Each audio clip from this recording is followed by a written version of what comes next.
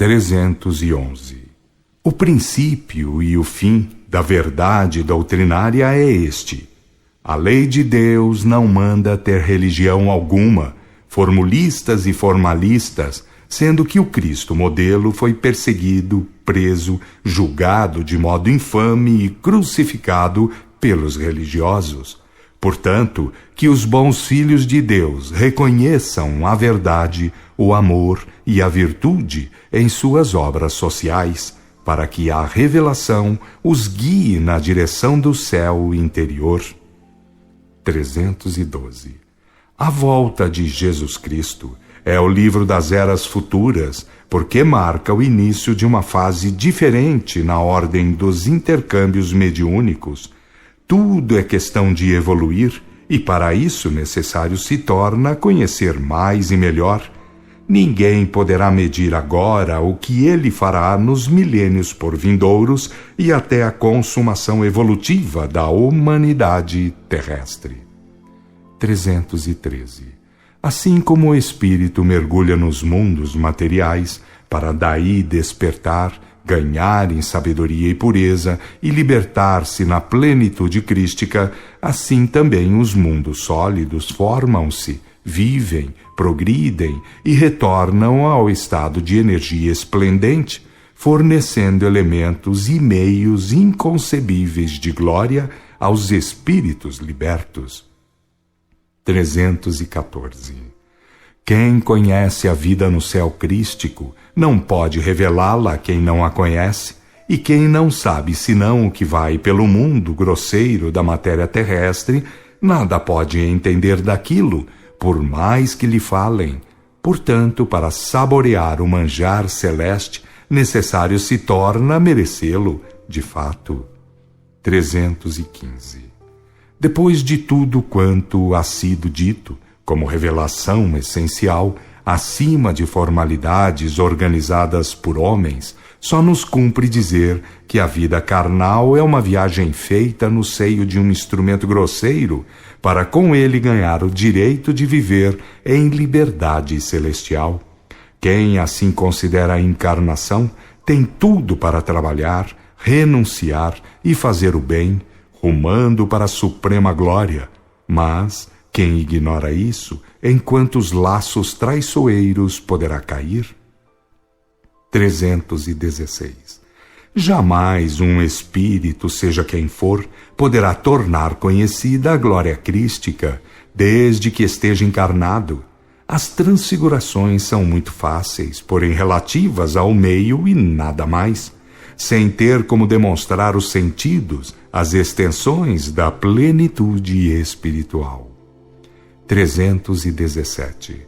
A divina ubiquidade, essa virtude de Deus que vem a participar os espíritos que se vão aproximando da plenitude crística, jamais poderá contar com a boa explicação dos espíritos.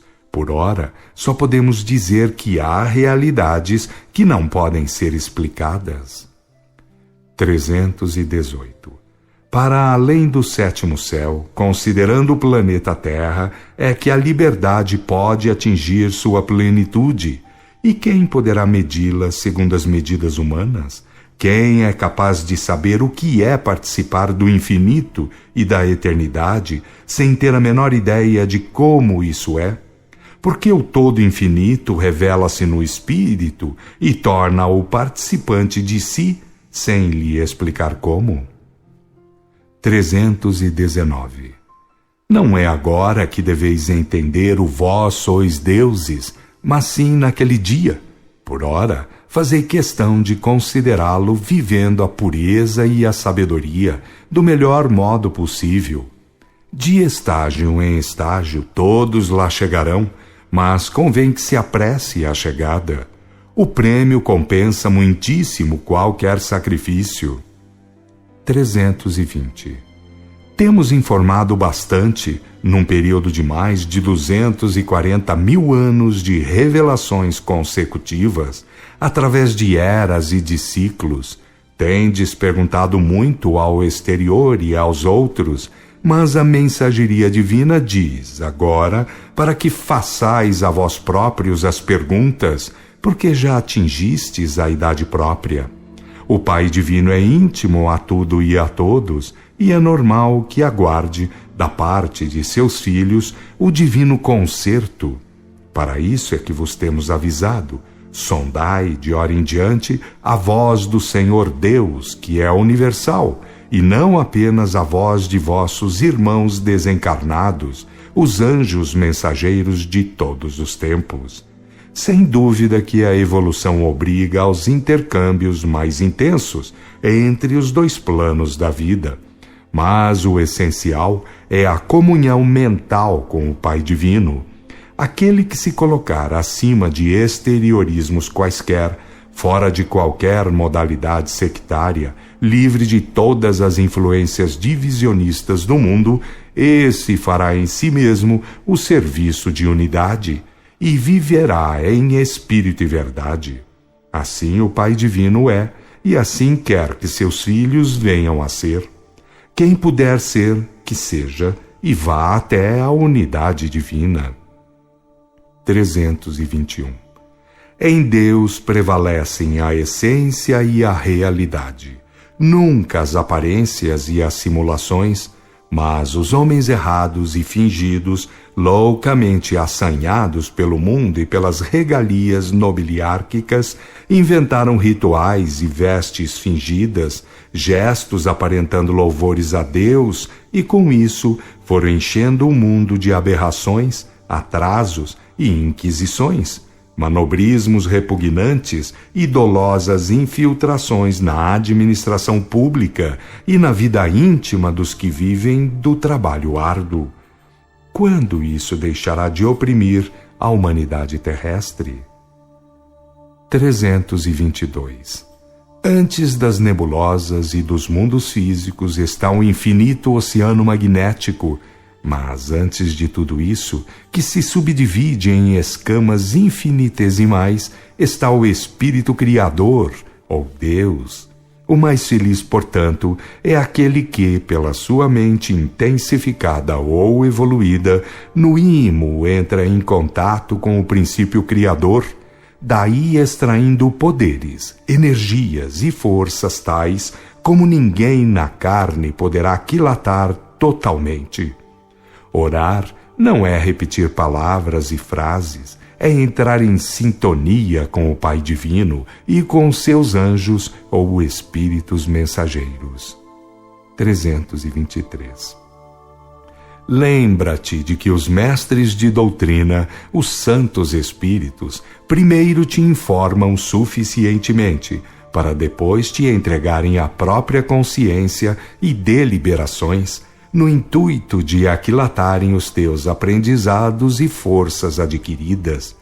Trata de corresponder, porque de longe te espreitam como verdadeiros anjos guardiães, que gozam ou sofrem com as tuas venturas ou desventuras. 324. Um divino modelo foi apresentado.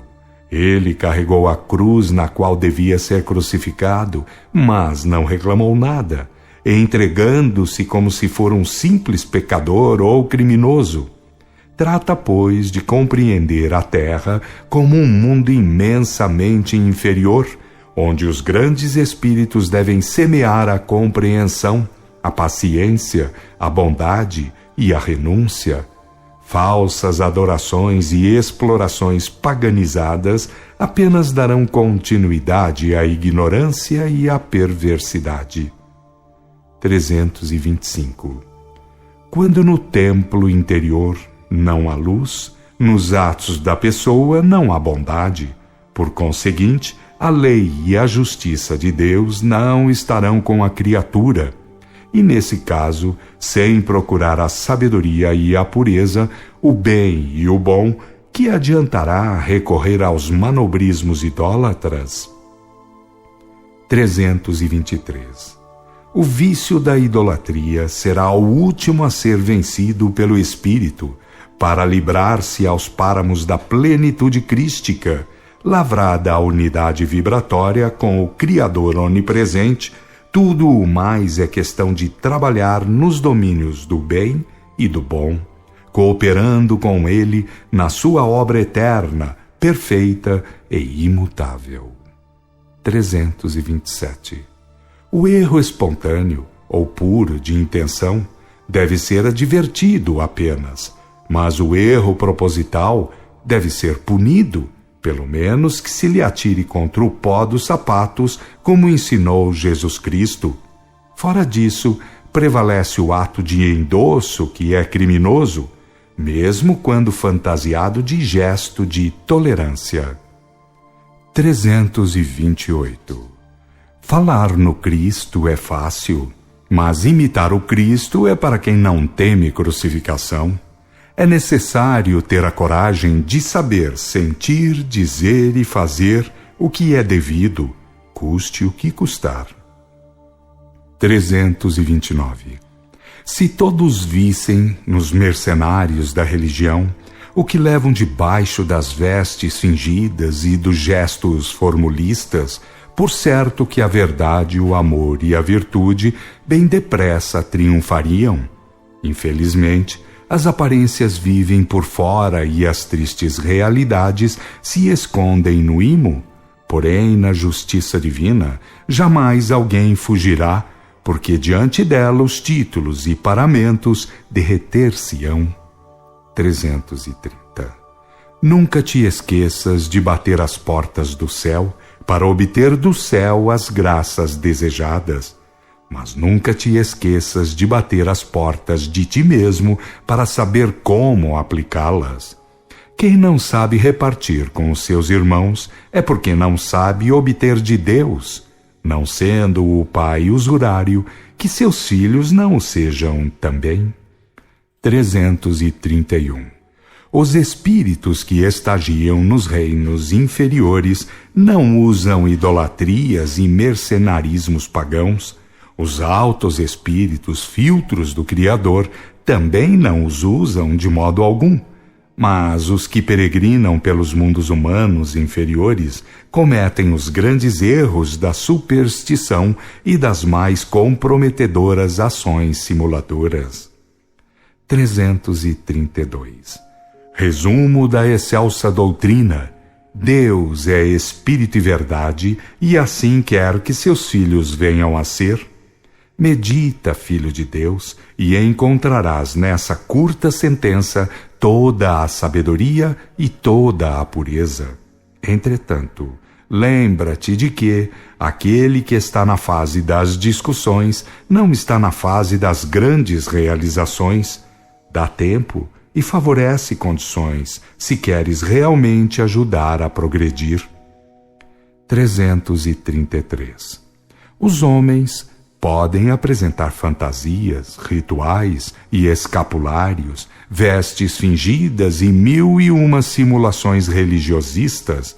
Com isso podem iludir a outros homens, passando por autoridade nas coisas do espírito, mas jamais poderão ocultar de Deus o próprio coração e o próprio cérebro, e todos os formalismos e formulismos com os quais atraiçoaram a lei de Deus e o divino exemplo do Cristo, um dia cair-lhes-ão em cheio na consciência para que respondam pelos crimes cometidos.